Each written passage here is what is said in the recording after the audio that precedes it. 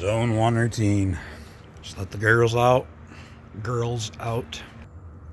After having a soak in the hot tub. Ducks either ran down to the other pond,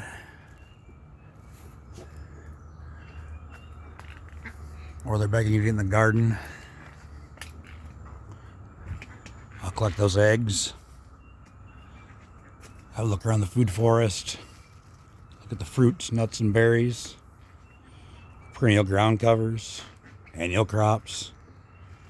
See what needs to happen in this Zone 1 area. This is a Zone 1 routine I'm doing. Permaculture, we talk about 5 zones. Hi, sis. You want to go in? You can go in.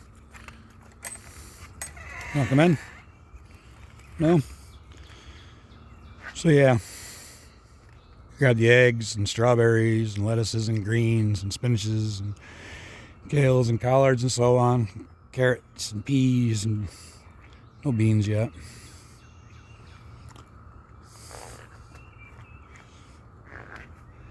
That diet changes throughout the year, but understand everything you see is edible pretty much.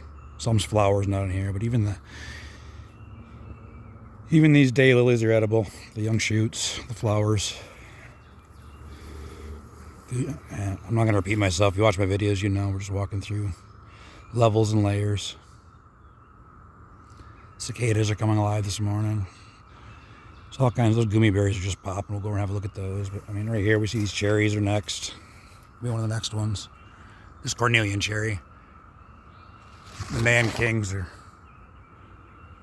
already fully flowering. More figs. Different kind of Cornelian cherry. Blueberries. And strawberries and gooseberries and tomatoes and so on. All mixed in, working together.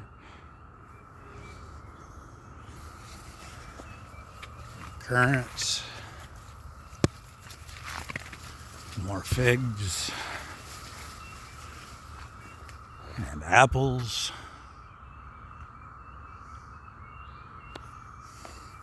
and grapes on the fence, and rhubarb and raspberries with their annuals, more apples.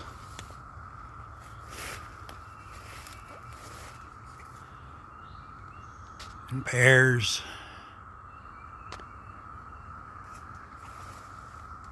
And a different variety of gooseberry down here. I'm sorry, gummy berry. Flowers a little later, so these are just starting to come ripe. I could go on, there's just everything you see here is different trees, fruits, nuts, and berries done in 7 layers. I have enough videos of explaining it. Let's just walk if you're still watching this video. This is end of May. We're not even in June yet. You can't hardly see my neighbors anywhere in my yard anymore. And I'm surrounded by food. The majority of it planted perennially. Being here waiting. Other perennial gardeners know what I'm talking about. Even if it's just flowers. The fact that this is brown a month ago. That nothing was here. There was no green here a month ago. This was brown. And I haven't planted anything out here this year. But this dense and variety shows up. Even this, I had to chop this back because the cherry tree is going to give away. No one took it. It was a great big one. I've really pruned it back. It was probably almost 10 feet tall. So I pruned it way back and buried it. It was here waiting. A couple people didn't come get it. I've run out of room. I was moving it. But already it's got cicadas. I cut most of the tops off, most of the flowers off. It's still fruiting. I put it in after the growing season started. I didn't think it was going to stay alive. Once nature wants to go, it goes. Raspberries, blueberries, and more blueberries. Everything planted in succession. So throughout the year, it flowers and fruits. Always something available. More apples and elderberries and mulberries and blueberries and justaberries and currants and raspberries and the grafts we have on these trees. So this branch, we'll see these apples are a lot further along than these apples, which are further along than those apples. because there's multiple grafts on here. And right next to it, feeding it, but also feeding us an incredible amount of animals, is this gummy berry. Behind that is more of the same, and more of the same, and more of the same. Thick and dense. And I'm standing in poison ivy with my robe on.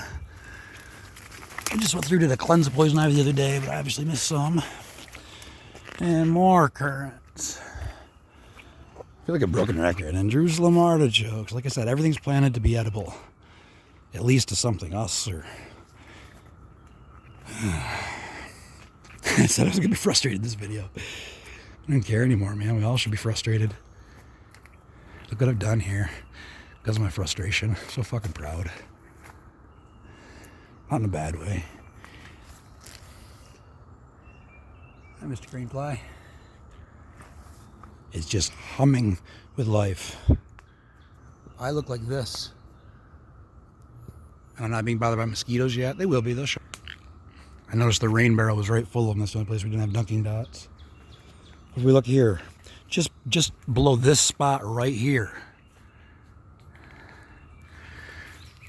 I'm feeding the animals with cherries and mulberries, and they can eat violets. And this is in the mint family, shishisho, and different flowers are gonna go, and so on. Goji berries, Nanking cherries, mulberries, elderberries, Asian pears, apple mint, multiple gooseberries, honeyberries, which calls in all these insects and birds, which all works together, which is where we as humans have to remember our place in that, where we fit in that.